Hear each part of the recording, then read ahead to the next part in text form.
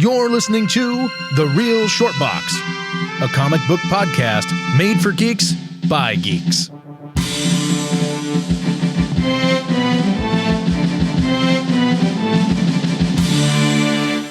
Good morning, good afternoon, and good evening to you at all of podcast land. Welcome to the most spacious, most righteous, and most fun podcast, The Real Short Box. And let me introduce you quickly, my co-hosts and co-conspirators. First, to my left, he is a madman from Ohio. He is Bruce Campbell's number 2 fan. He is one of the most desirable men in Los Angeles for some strange reason. He is my name. He's the Donald. It's Donald. How you doing? You're just gonna say my name. I'm Donald. Over here, Showtime. It's showtime. We got Big Sal. We got Big Sal in the house. And we have a special guest, a man who for the first time is making his debut on an audio podcast. He is known as the man with the great hands that please many people. What? It is. He does carpentry stuff. He does carpentry. That's it. His hands please people because he does carpentry, does contract work. He is Evan.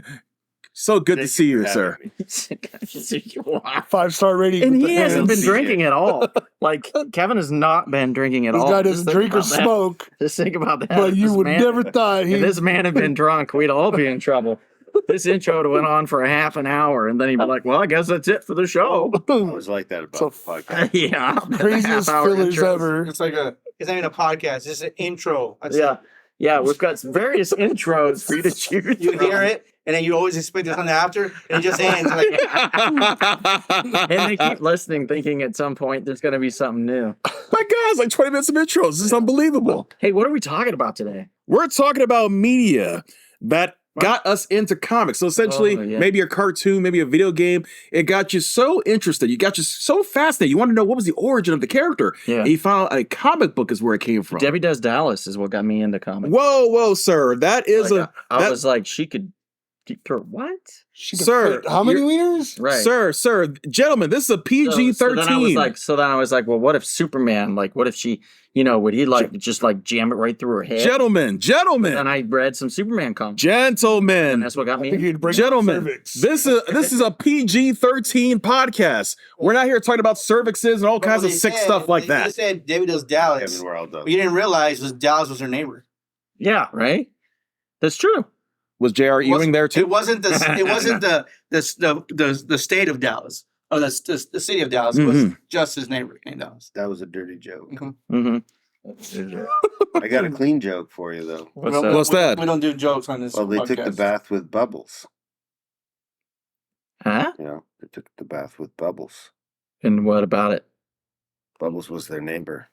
Oh, God. Now you realize that this is why this is the first and last time. I was waiting for the punchline, and there was none. No. There was no punchline. Don't worry, Evan. We'll still pay you for being on tonight. Yeah, that's right. Very handsome. Wait, what do you got here? You got anything in your pocket, Kevin? That we can pay him. I got a silver coin. Oh, well, there you go. You're gonna get lint from me and a silver coin from Kevin. This is great for you. He's talking about a dime, by the way. No. This is a real man coin right here. Real man. A real man coin. Yes. Real man coin, baby. Now I'm a man. Put a stamp on there. Snap! See, I told you, it's a real coin, man. A real man coin.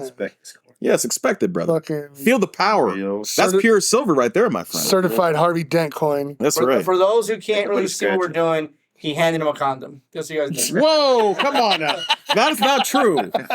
First of all, I don't carry around prophylactics like that. I have no reason to. So it wasn't when you were actually carrying it. It came out of an orifice. He already had it on. Let me take this off real quick. Now, let's start with our guest. Kevin always plans ahead. He always wears one just in case. Right. Yeah. Of course. In case a lady's down to pound. Yeah, right. No reason to be pounding. How about 2 tickets to Pound Town? No reason for that. No reason for that. Anyway, so we're talking about the media. Let's start with Evan, our guest. Yeah. Name something from outside media that got you interested in comics. Well, when I was a kid, the Chris Reeves Superman movie was something I saw that got me a little bit into comics. I'm sorry, can you speak up? I can't hear you. The Chris Reeves Superman movie. Thank you. The Christopher Reeves. Yeah. Yeah. Is it Reeves or Reeve? Reeve. Reeve. No, Reeve. No, you're thinking of George Reeves. Yeah. The Christopher Reeve. Chris Reeves Superman movie. I mean, as in Apostrophe S. Apostrophe S. The possessive. I like that. All right. He didn't really mean that. He just on the fly fixed it. So he didn't sound like an ass. No, but it was try to clean it up quick. Clean it up quick. It was a good fix. You know he'd laughing in heaven right now. He probably is. Like, this guy just said that. Whoa. Yeah, I would say that's sort of what drew me into the comic book store. I saw the movie. I liked Superman a little bit at that point, and my sister would go to these dance classes. There was a comic book store next door. Oh. And I saw Superman in the window. It was you with a wig. It was your sister. I'm going to go in there. You were just putting on a wig. Yeah. And going, I need to dance. Yeah, we all did jazz dance. Did you flash dance in there, sir? Oh, shit. Did you pull the cord and it was gallon of milk drop on yours? He's a maniac. He's It was white lactose. liquid, but we won't say It was- I don't dance. It was warm ranch. Yeah, it was a circle. Warm ranch, yeah. It was just learning how to do the stretches. Fucking Julio. Warm ranch shots. Ugh. No. So I think that's what brought me into the comic shop, yeah. That's fascinating. Okay. What about you, Big Sal? What media out there got you And into don't comics? you goddamn say a burrito. Oh. Wow. Now that is messed up. Damn, That's messed up. somebody, I thought I had a Batman burrito, and now I can't use that. Thanks, Showtime. No, what really got me into it was for sure cartoons and video games. Mm-hmm. And then I remember when I went to go and I went to go buy Batman Returns for the Super Nintendo with my brother.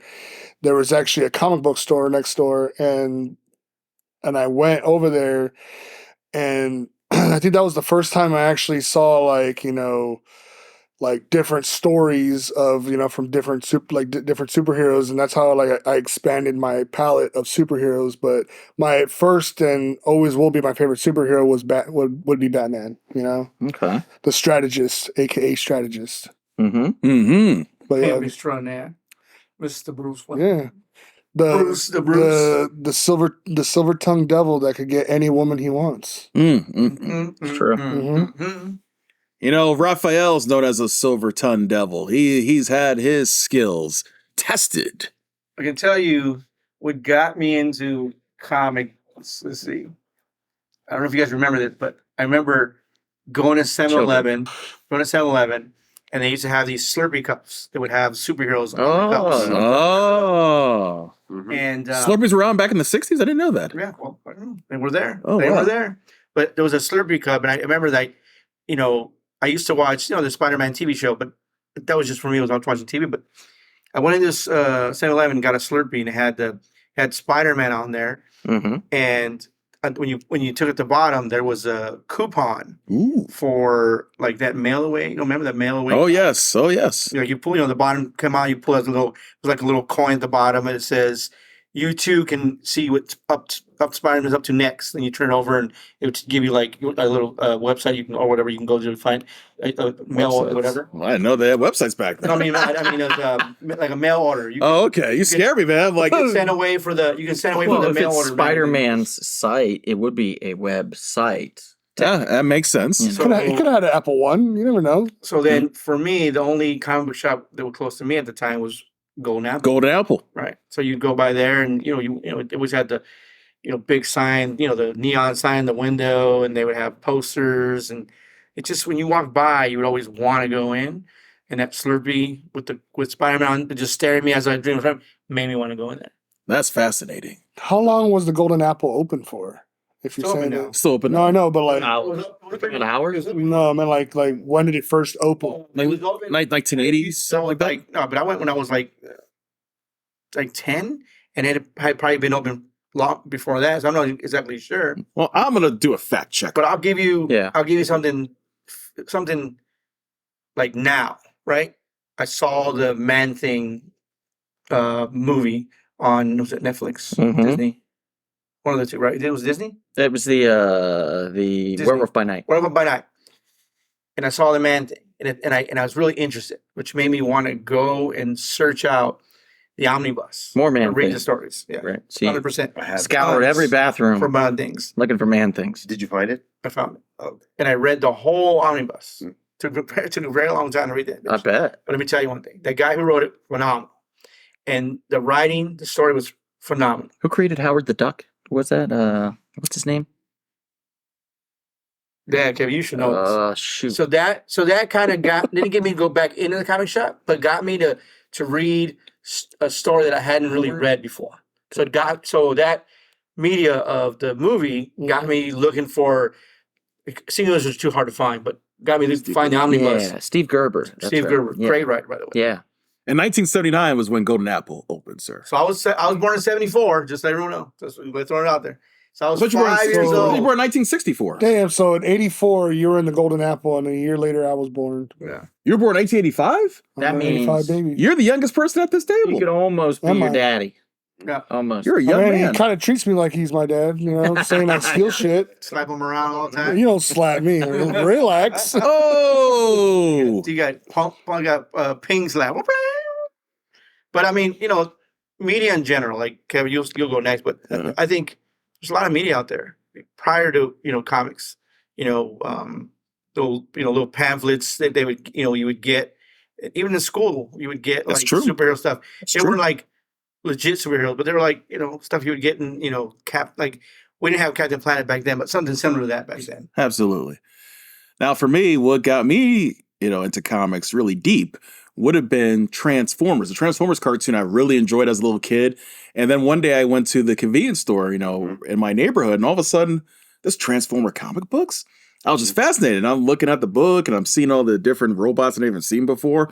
And of course, not being ignorant at the time, I thought there was a connection between the cartoon and the comic. I thought it was like something that followed on, but I realized, wait a minute, this has nothing to do with the cartoon series. But still, I was fascinated. Let me read through this.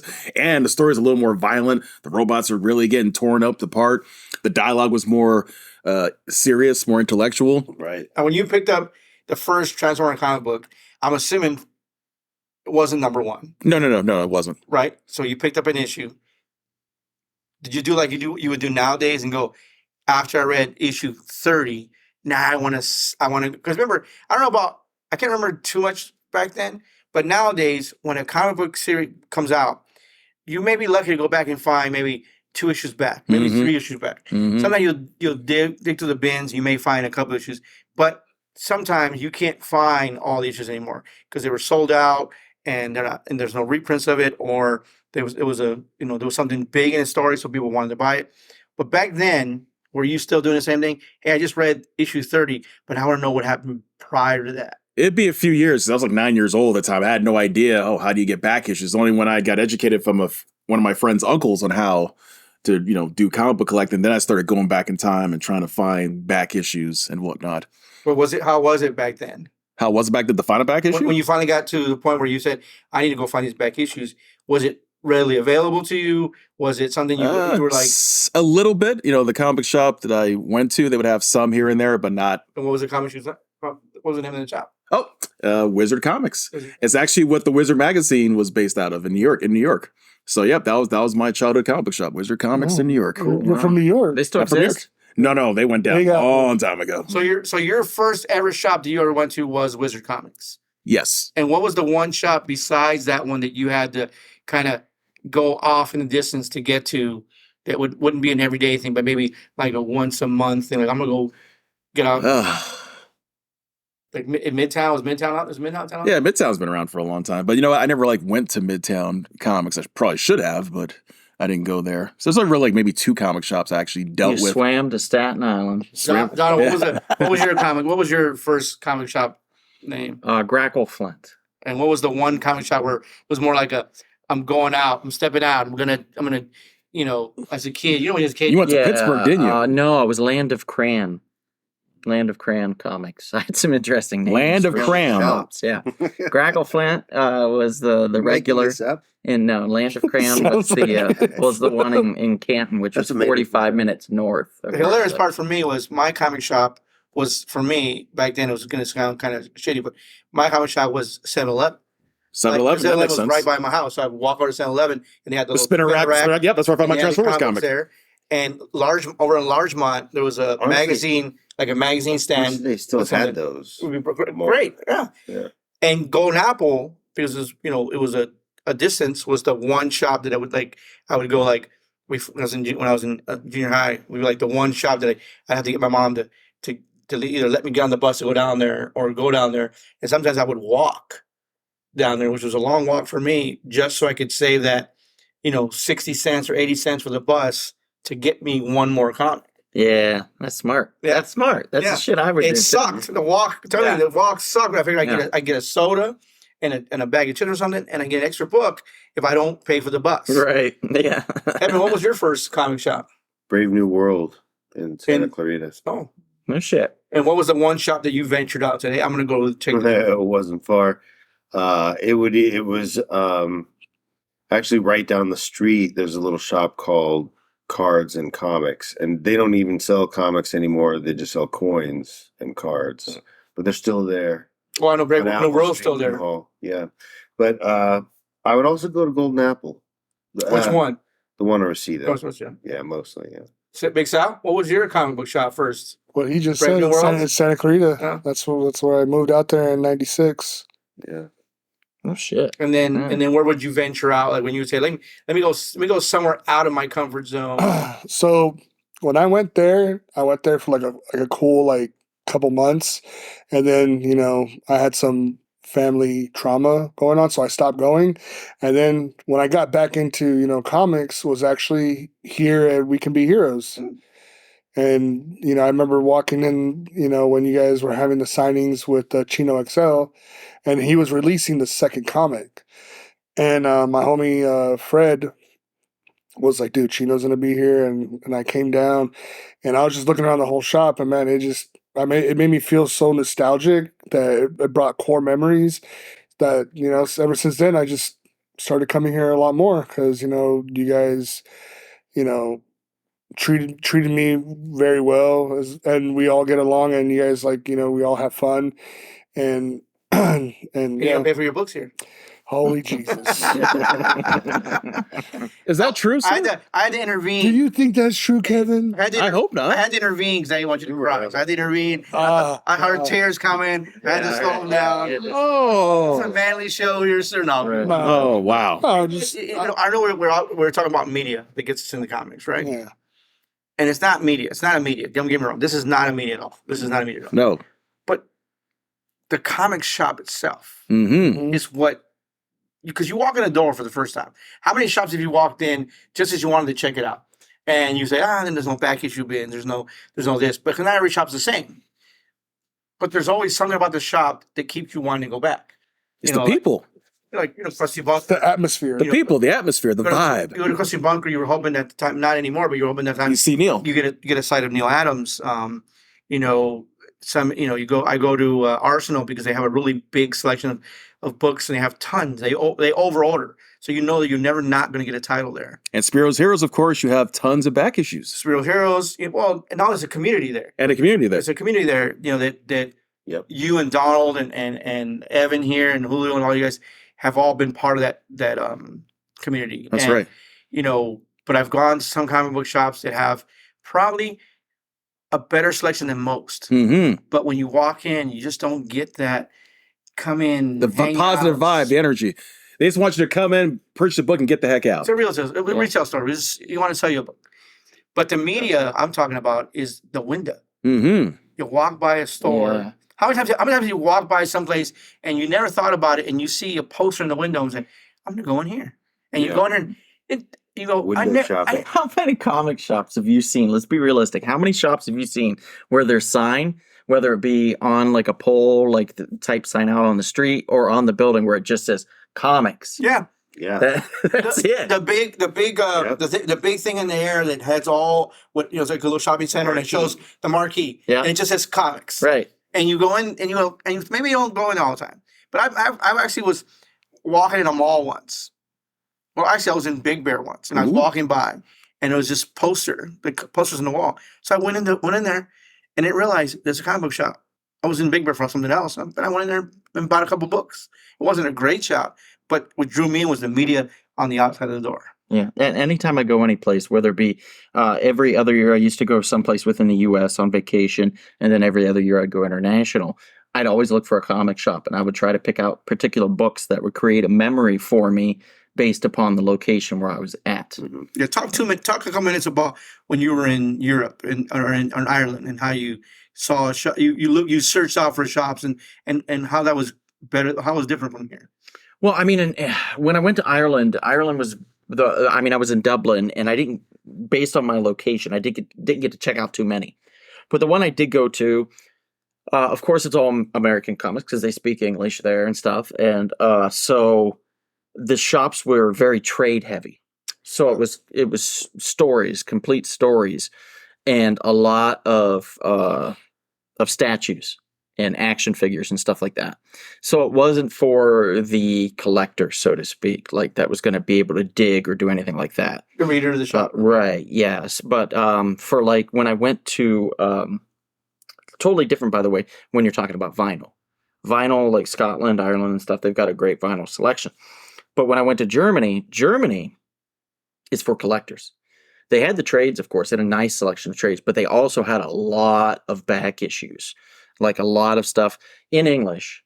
And then if you asked for, which I did, I asked for a small, I was like, I want to buy some books that are in German, some individual comics, and they were confused as to why I wanted to do that. And I said, well, how did you learn English? And they said, through comics. And I was like, okay, there you go. So that's all, then they understood completely why I wanted to get some comics in German. I wanted to be able to kind of bone up a little bit and learn a little more. So for me, those experiences are integral to the comic book community. Everywhere I go, I try to check out the shops. I try to relate to the people there because we're all very similar in a lot of ways. We just don't speak the same language necessarily. I'd be really interested to see what would have happened if you'd have taken a stack of books from here, there, as trade bait. Books that, what I mean? Like local variants, maybe, or just some cool silver from here. Yeah. And not that anybody asked or anything, but for my childhood, it was the Ninja Turtles that got me into it. So with that, thank you all for tuning in. We appreciate you. And if we don't see you out and about anytime soon, perhaps we'll see you at the interesting and always thought-provoking Comic Book Shop. This has been The Real Short Box. We'll see you at the comic shop. Thanks for listening.